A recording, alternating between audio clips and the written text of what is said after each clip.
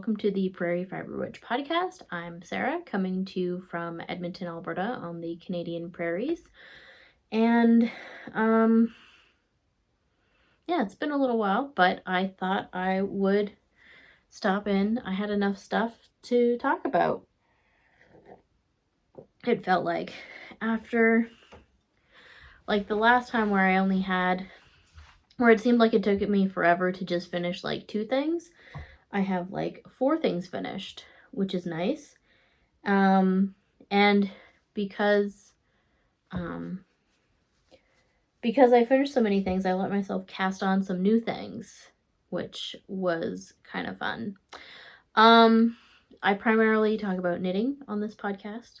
I do engage in other crafts, but mostly lately it's been just knitting.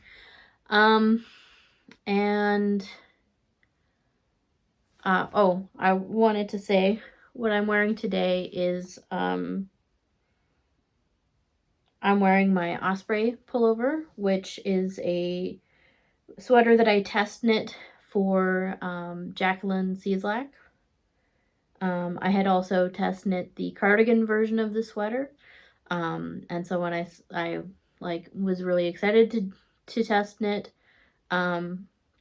this sweater when I saw she was doing a pullover version.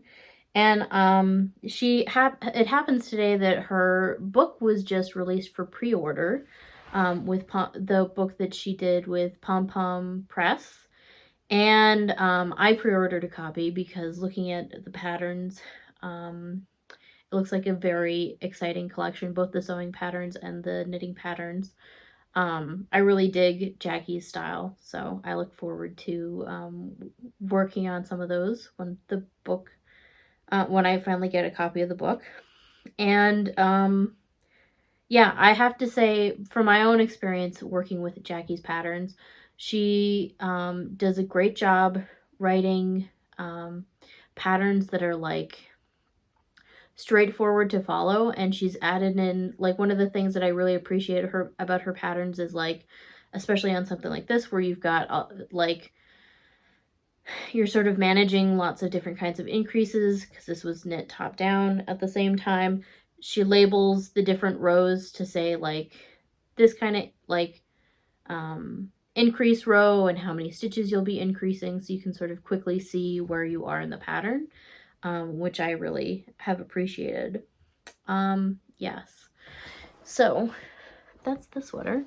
And this one I knit out of some custom Woolen Mills sock yarn that I had bought when I went on a factory tour from their mill store, on a factory tour that I did a few summers ago, when we did a little sort of summer tour around Alberta. Yeah. Another thing I kind of wanted to talk about was Rhiannon of the Rio Knits podcast was talking about like knitting techniques, and how it's like kind of a way to brag that you know how to do something by learning a new technique, which I kind of find to be sort of a funny idea, mostly because, like, I don't know about you, but I do most of my knitting alone at home, and, like, I don't learn new techniques to be able to show off and say that I know how to use them. Although it is true that there are some techniques that are, like, really fashionable and trendy. But most of the time I like to learn new techniques as a way to level up my skills, but also, like, to try things out and see if I find a better way of doing things. I mean, when I was knitting as a kid, I only knew about, like, one way of casting on. And then when I finally got a technique book that showed me there were different ways of casting on, I was like, my mind just, like, exploded, and I was like, there's different ways? You can, like, and, you know, there are benefits, there are, like, pros and cons to different ways of casting on, and they're good for different kinds of techniques. And, like, it's good to know. I mean, I don't always cast on the same way because it depends, like, the stitch pattern that I'm casting on, or like what I need the cast on to be doing. Like, if you need a firm cast on, then you know, I like a long tail. And also it comes down to preferences too, right? Like,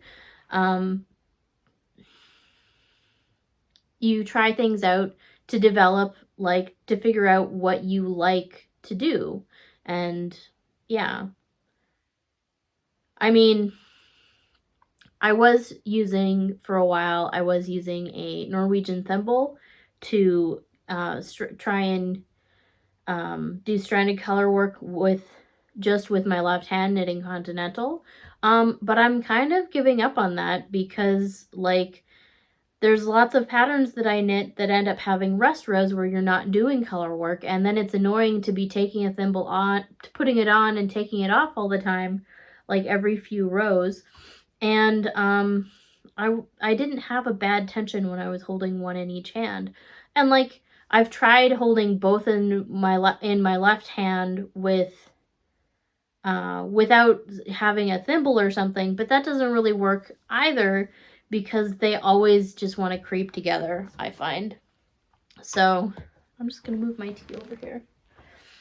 So, like, I mean, but I had to try those things to develop that understanding of the technique and, like, to develop my preference. But I mean, it's also okay to just do things the way that you like to do them. I mean, I personally like cabling without a cable needle because I, you know, can't always be bothered to go and get other tools.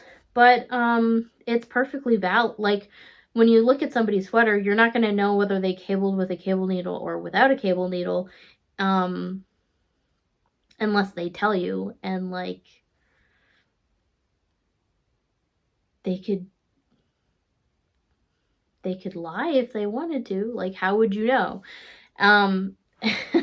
Anyway, I thought that was funny that it's, like, a way to, like, to brag about your techniques. Anyway, it just got me thinking about it, as you can tell. But yeah. And, like, for knitting continental, I switched to knitting continental in, like, 2007, 2008, around there. I decided to try it because I heard that it was much better for knitting ribbing. And my first project knitting continental was I made myself knit a pair of ribbed socks. And, you know, it took a little bit of time. I would switch back and forth because English was so much easier. I mean, it's kind of like learning how to knit all over again.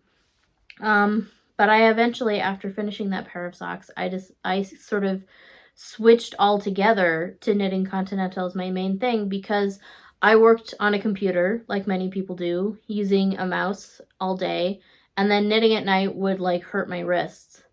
I would get wrist pain in my right hand, or right arm, and but I noticed when I tried continental that went away, that I didn't get that same sort of problems with my wrist.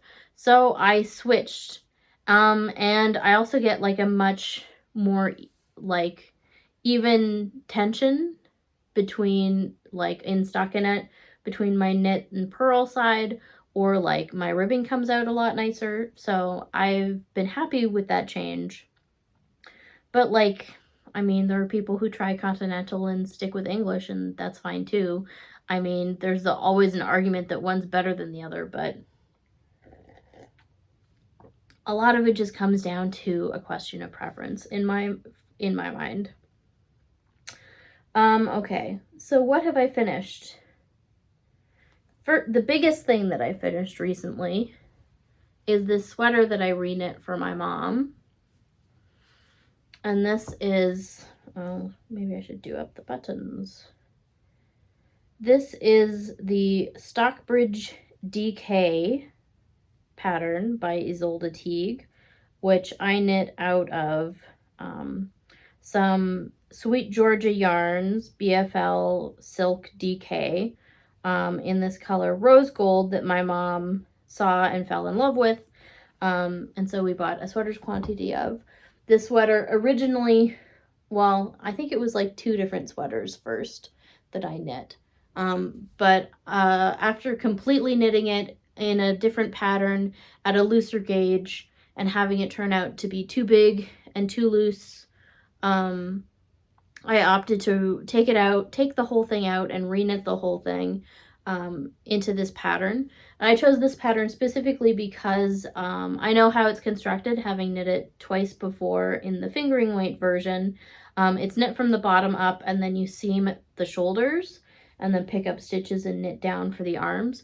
So I knew this seam here and the pickup at the shoulder would, or at the armhole, would give it some more structure so it wouldn't lose its shape in the same way.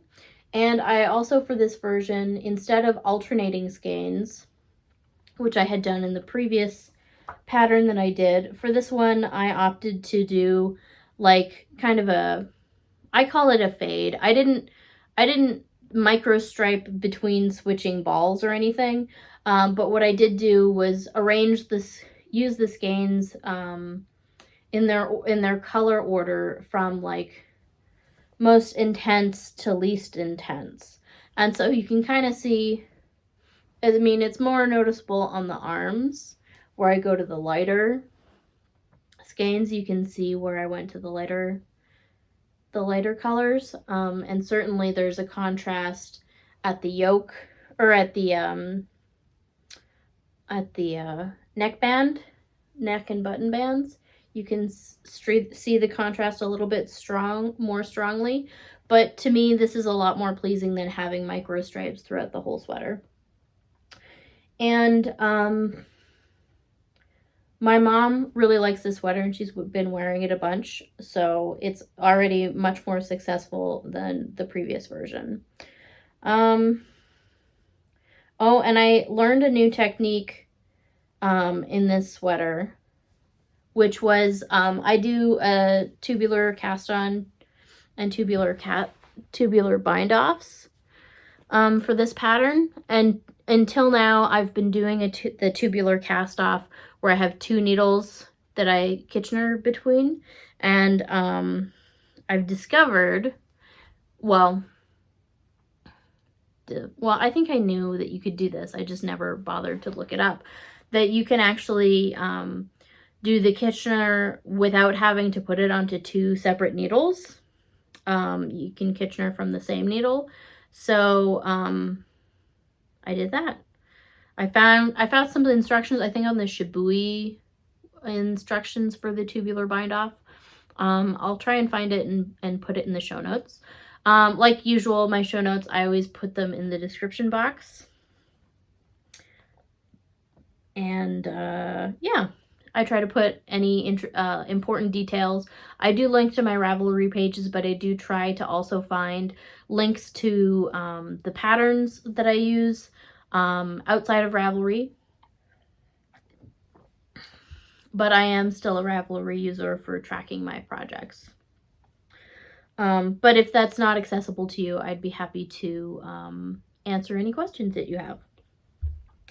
So yeah, I tried the tubular bind off without putting it onto 2 separate needles, and I actually found that it one of the benefits of doing that was that I don't have to be as conscious to make it loose enough, because sometimes with my tubular bind offs they end up being a little bit too tight and pulling in too much, and they're not as stretchy as they should be. But doing it this way, I didn't have that problem. So I am definitely going to be doing that going forward, especially because it means I don't have to go get extra needles. Anything else about this? I knit this on a 3.5 millimeter needle. No, wait. Yes, 3.5 millimeter needle for the body of the sweater, and then went down to, I think, 3.25 for the neckband, for the ribbing on the sleeves and stuff. So, and I'll put in some pictures of me wearing the sweater. I'm a little grumpy in the pictures, but that's because I had a rough night's sleep that night. Okay, next. I finished some socks. We'll show you these ones first because they're on the blockers.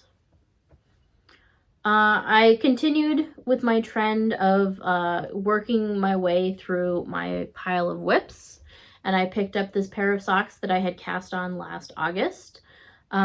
These are top down, heel flap and gusset, stockinette socks, with slip stitch heel,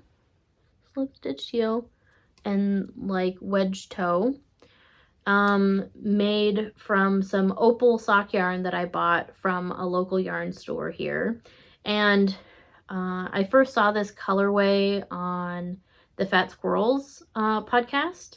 And so I was very excited when I saw it in person at the shop. I bought it and cast it on right away and then kind of didn't really work on them for a long time. So when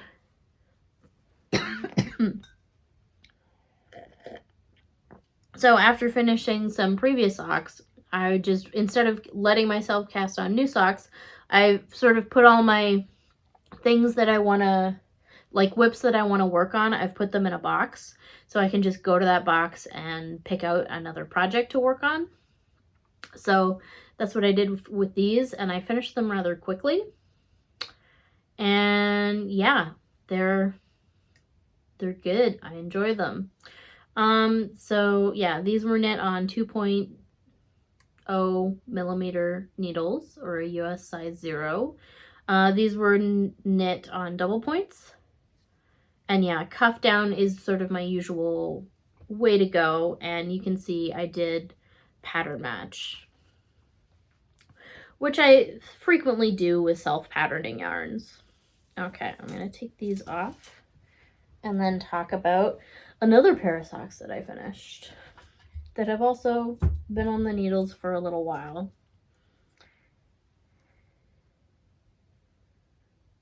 Not as long as those Opal socks, but these were, these I started in October.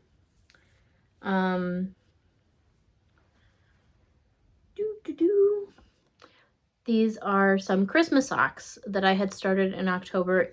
I cast on for the festive sock along, for the Stranded Dyeworks festive sock along, but they did not get finished in time. And this is using Stranded Dyeworks Christmas colorway for 2020, Zooming Home for Christmas. And then the contrasting color is a Nomadic Yarns color mini skein that I bought, that I had in my stash, that was quite similar to what Amy had put in her sock sets. So I thought it paired rather well. These were knit magic loop, cuff down again. And yeah, cuff down, heel flap and gusset with a slip stitched heel, wedge toe. And I've started doing, for like when I use contrast colors for the toe, I do a couple rounds, like 2 or 3 rounds before I start the decreases, so that it looks a little bit, so it has a nicer proportion, I guess. And yeah, so these also finished rather quickly once I finally got my act together and worked on them. So yeah, 2 millimeter US size 0 also, and I think, yeah, on some sock rockets. And then the last thing I finished, I just cast this off. This is my latest cast off. And this I had begun last January. Last January, when I was taking stock of yarn that I had in my stash and trying to make like a mapping of yarn to projects. I created a Google Doc of sort of my larger quantities of yarn, and then paired that up with some patterns that I liked for those quantities. Some of which I've since changed, and so I got really excited about the idea of knitting this cowl back then, and then cast it on right away, and then like got about this far into the pattern and then made a mistake and had to rip back and then put it down for a year. So this, yeah, has been a long time sitting around not being anything. And this is also for a pattern that I made for my mom. And this is the Poza Cowl, again by Ysolda Teague, knit out of a Verb for keeping warms, even tinier Annapurna in Petroglyph, which is left over from an Elton sweater that I knit a few years ago. And I had nearly a full skein left. So I plan to use it for this. And I think, I mean, I live in Canada. I live in Alberta. It gets cold here in the winter. So this is more of like a spring, fall kind of accessory, as it's kind of lightweight. This yarn is, I would say, like a light fingering. So this ends up being kind of a loose gauge. You can see through it fairly easily. So I wouldn't use this in a deep cold kind of scenario. I feel like it's like, you know, till -10 Celsius it would work. Yeah. And like it has this interesting shape that it's like wider at the bottom than it is at the top. So it doesn't have that thing with cowls where they like fall open and then it's not really covering your neck the whole way, which is kind of neat. The only thing is, while I was knitting it, I again, like, the lace chart goes from being every row to every other row to every row to every other row.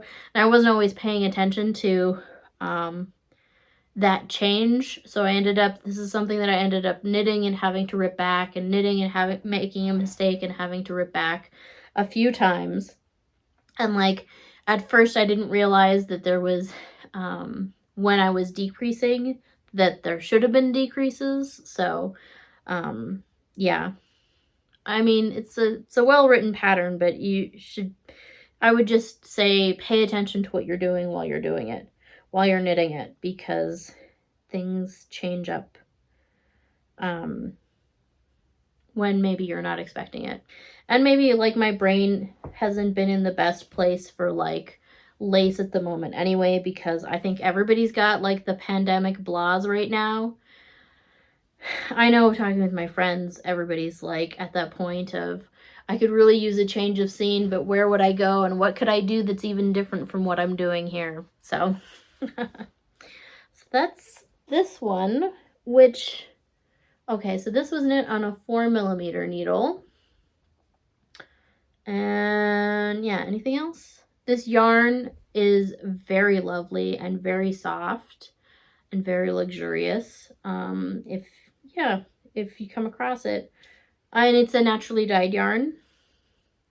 I think I ordered this directly from a Verb from Keeping Warm a few years ago. Like 3 or 4 years ago. So, I mean, it's nice to not only get a nice object, but like to use something that is left over from another project. Okay, so that's everything that I've finished. Is my hair, yeah, sufficiently floofed? Okay, what am I working on? I am still working on my dad's Tsubaki Pullover, which, I mean, this probably looks smaller than it did the last time I showed it, because I just last night, the night before, had to rip out like much of the sweater because I had knit all the way down a sleeve, but then I realized I missed like an entire section of increases. So it decreased down to being about like that wide, instead of being like 50 stitches. So I really had to backtrack and figure out where I was. And so I'm working my way through that section of increases that I never did to begin with. And again, I think this just goes to like pandemic blah brain right now, and like not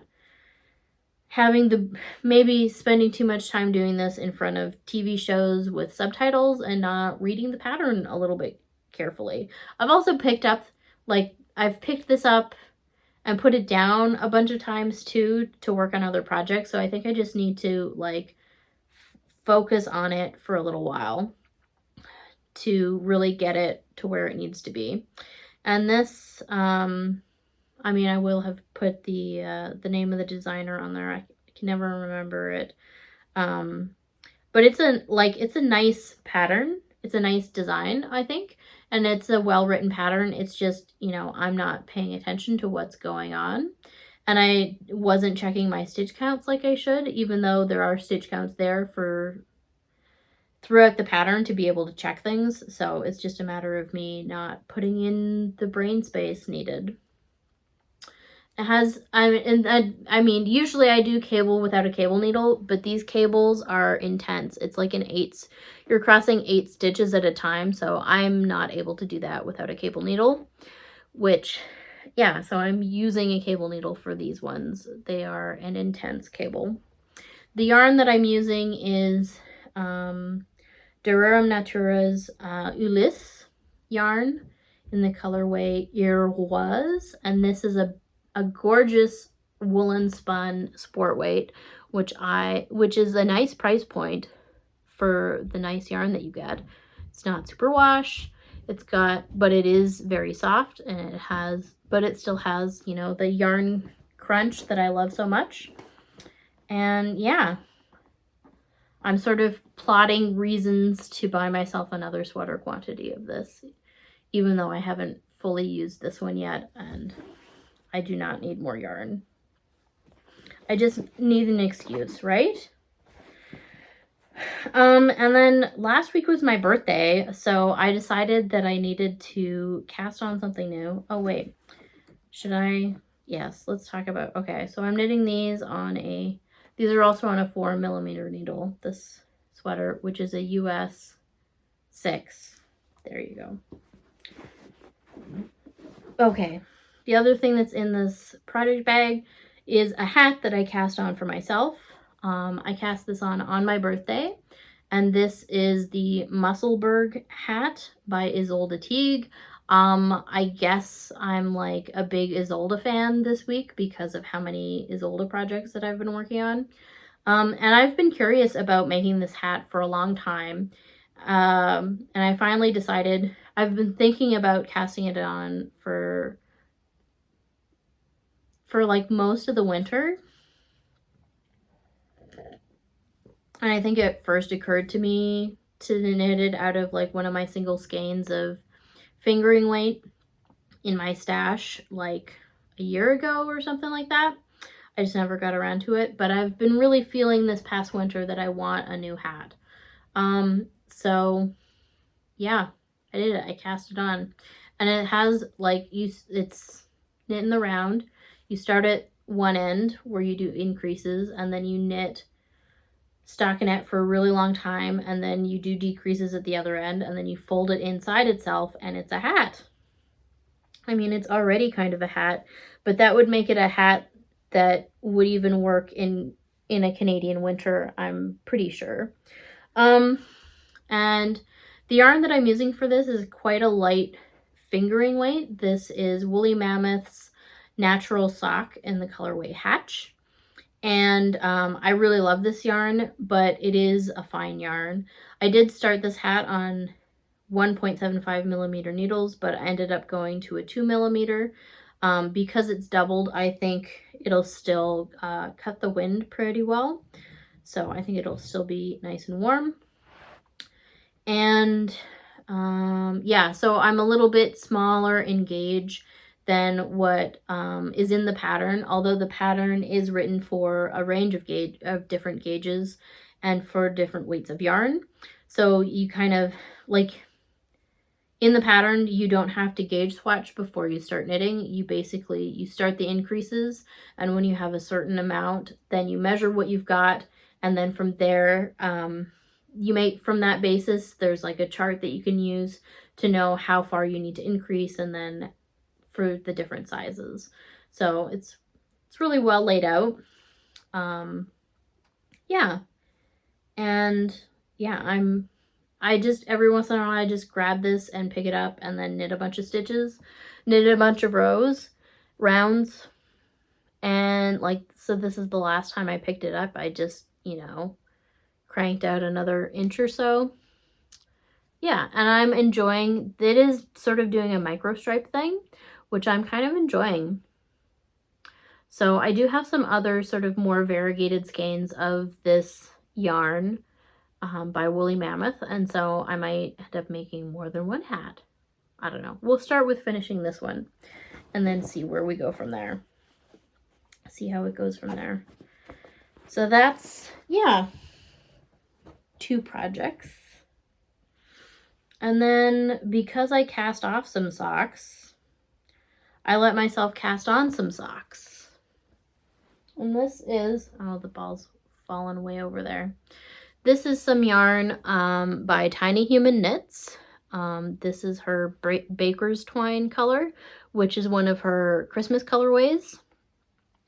I decided that in her example pictures, she had paired it with a forest green, you know, sort of classic red and green. I decided to pair it with this blue mini from my my Advent minis from 2020. But then I realized that it's very like American flag, especially like old-timey American flag. I don't know why my nose is so itchy. Ugh, sorry. Itchy nose. So I decided for the heels that I'm gonna bring in this like Grinchy green. I think that'll tone down the Americana a little bit. Yeah, I think just as a Canadian, I'm a little bit averse to having, you know, just red, white, and blue socks. So I think that'll tone it down. And these ones I'm knitting toe up because the Tiny Human Knits skeins, she dyes them, or she sells them in 50-gram put-ups. So I really am wanting to, I think I might even do an afterthought heel for this. And I plan to knit as much, like as close to 50 grams as I can before starting the second sock. So I really want to use every little bit. I mean, ugh, my nose is so itchy. Maybe it's dry or something. Or I have fluff in my face or something. Yeah, I really try to use as much of the skein as I can with her yarns. I really enjoy her stripes and her colors that she comes up with. And this I'm knitting on 2mm or US size 0. Yeah, so this will be toe up with an afterthought heel. And then the last thing that I have is actually my latest cast on, which is another pair of socks, as you can see. And this is using a sock set. Oh, wow. How did this yarn get like so tangled? It's been in here for like 5 minutes. Which is a sock set that I got from M to the Third Yarn Company. This is the Wildflowers sock set. Featuring her mezcla yarn and then 2 naturally dyed minis that she included. And then I added in this 3rd mini that I had, again, from my Advent calendar minis. And I added that in to the ribbing, and you can see I've started the other sock here. I added in the 3rd mini for the ribbing so that, again, I want to try and use like every bit of this skein. So I plan to knit 2 pairs of socks with like, I think I'll reverse which one I'm using for the heel and which I'm using for the toe on the second pair of socks, just to try and use as much as possible. I mean, there might be a little bit of leftovers. I didn't pay attention to like how much of the skein I've used so far for this first sock. So we'll see how far it goes. And yeah, I just like the idea of having, you know, I can just have four socks that I can rotate through and mix and match pretty much. I mean, I think it would be cute to wear them sort of mismatched where one toe is pink and the other toe is purple. Yeah, so I think that's kind of fun. And that's everything that I'm knitting. Yes. This yarn has been very enjoyable to work with, and as you can see, I'm knitting double pointed. Toe, cuff down, heel flap and gusset, wedge toe, stockinette. And this is a 2mm needle, again, US size 0. And yeah, this has been like for, because I'm in the middle of coursework, I have readings to do, and so while I do my readings, I knit, usually stockinette. So I've been sort of alternating between working on the sock and working on the Musselburgh hat. So that's been very enjoyable. And yeah, so even just today, I finished this sock and then cast on for the next one. So yeah, so that's everything that I'm working on right now. And yeah, I guess not a lot of like exciting new patterns or anything, or exciting new yarns, but I'm trying to, you know, balance casting on some new things with working through old whips. So yeah, I had a little bit of fun letting myself cast on stuff in the past week, and so I think I'll dip back into my whip box probably after those next socks are finished. Okay, so that brings us to books. Last time I was talking about Know My Name by Chanel Miller, and I finished that book, and it was just an excellent, excellent book. And yeah, it was an excellent read. And I'm glad I got it back to finish it. The next book that I'm reading is, I mean, I've been in sort of like a reading funk because I've started reading so much for school again. I don't think I have the same attention span for reading other things right now. And like, I don't know, I haven't found a lot of books that sort of suit my mood, or maybe it's pandemic brain, I don't know. I did pick this one up. This is Becoming Duchess Goldblatt by Duchess Goldblatt, who continues to be anonymous. I'm almost finished this one. I think you can see my bookmark there. And I'm like kind of into it. My mom found out about this book and like the whole Duchess Goldblatt thing. She's like, it's somebody who writes under an assumed name on Twitter, and like she's sort of beloved on Twitter within the publishing community, and everybody loves her humor. And I started following her on Twitter just to see what the deal was when my mom told me about this book. And I don't know.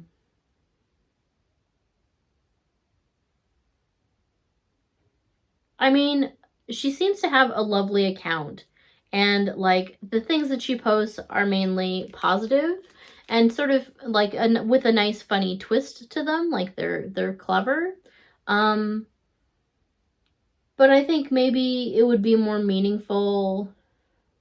I think maybe it's more like it's meaningful for the people who are within the Duchess Goldblatt community, because a lot of the interest is in interacting with her and like the relationships that develop from that. And I mean, I'm not part of that community, and so I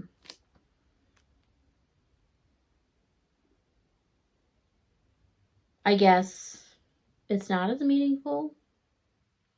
Anyway, it's like one of those you had to be there for when it started or something kind of situations. And like, it's interesting to read, like, because the book is basically like how she started out and what led her to develop this account and this persona. And you know, and then also like about her relationship with Lyle Lovett and her relationship with her family and some of her history, without getting into the specifics of who this person is, and sort of how Duchess Goldblatt has helped her in her life, having this character and being like, it's helped her develop in other aspects of her life, which, I mean, is great. I think that's a great thing. And yeah, I don't know. I think maybe I'm just not in the mood for this. I don't know. It's not, I mean, it's well written and it's interesting. It doesn't make me laugh, like roll on the floor laughing like my mom did when she read this book. And maybe it's also like a generational thing. I don't know. Anyway, so that's kind of everything that I'm reading and knitting at the moment. And anything else?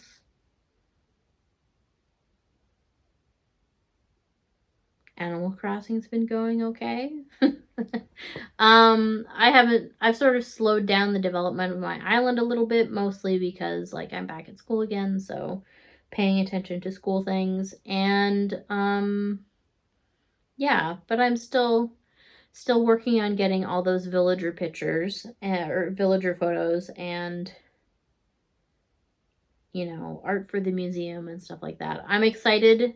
I mean, I installed the latest update last night, but I didn't open it yet. So I'm looking forward to there not being snow somewhere in an environment that I interact in, even if it's in a video game, because we do definitely have snow here. We were having like a deep freeze. I can't remember if that was like last time I recorded or not, but we had a deep freeze where it was like -30 to -40 when you count the wind chill, which all Canadians do because it makes it look colder. And like all Canadians have multiple weather apps on their phone so that they can find the coldest weather report. You got to make it look as cold as it feels, right? So we had a couple weeks of that, and then now we're like at the other end of the spectrum, and like the snow is melting and it's above zero. So that was a wild February. I feel like we're gonna get we probably won't get to like -30 again, but I feel like it's gonna get cold again, and it probably will snow more because it's Canada, and that's what it does. I mean, our first frost-free day is May 24th. That's our like reliable time that you can start planting your garden. My mom likes to start seeds for vegetable gardening, and she also grows like a whole bunch of tomatoes to sell to people because of reasons. And so we're sort of starting our seeding of things for the year. I seeded a bunch of annuals in this past weekend, so that's sort of starting up. And yeah, I got to go. My excitement last week was, here, I'll try and show you here, was that we went to a greenhouse,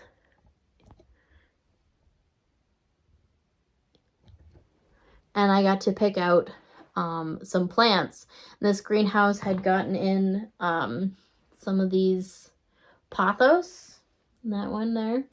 And so I've started my pothos Pokemon training.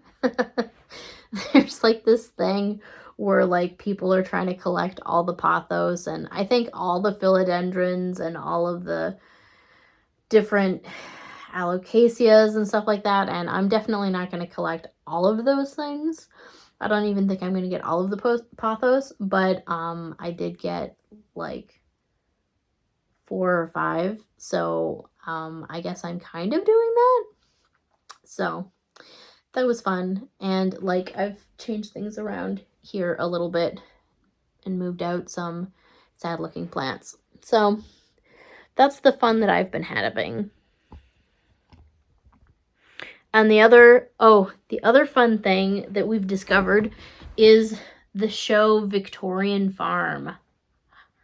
Through the public library, we have access to Acorn TV, and one of the things that we found on there was Victorian Farm, which is like, what is it, like 9 episodes in total? But it's been very interesting. It's like a reality show. These people go to a farm, a Victorian farm, and basically try and run it, as would have been done at the time. And it's really neat to see, and you know, they're all historians, so they like talk about what would have been done at the time and the technology of the time, and how this was like an interesting period for farming, because there was it was the start of like mechanizing things and making things easier on the farm, which, I mean, now farms have all kinds of equipment, and it's like you spend millions of dollars just on the equipment to make things easier so that you can have less farm laborers. At least here in grain farming in Alberta is like that. So it was interesting to see some of the early machinery of doing the different tasks on the farm and what that would mean, and some of the traditions of cooking and a little bit of sewing.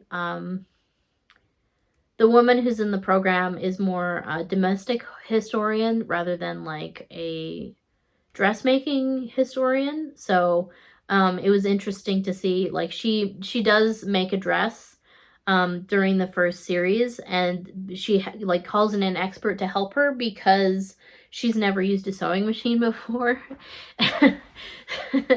So it's fun to watch her like try and use a treadle sewing machine, having never really sewn before. So that was kind of fun. And yeah, like they're not necessarily good at everything that they're doing, but it's still interesting to see them do it. And yeah, they raise sheep, so it was fun to see that part too. Sheep are cute, and they had pigs and chickens. Yeah, the Victorian chicken coop is really cool. Anyway, so then we went, I mean, it's an old show, and so then we went to see like how many different versions of this show there are, because I know that they do like different time periods, and there's wartime farm, there's Edwardian farm, there's like Tudor monastery farm. I do want to watch that one, but we haven't found a place where we can access it yet. There's also like, there's a castle one, like trying to build a medieval castle. I'd love to see that one, but yeah, I don't know where I could stream all this stuff.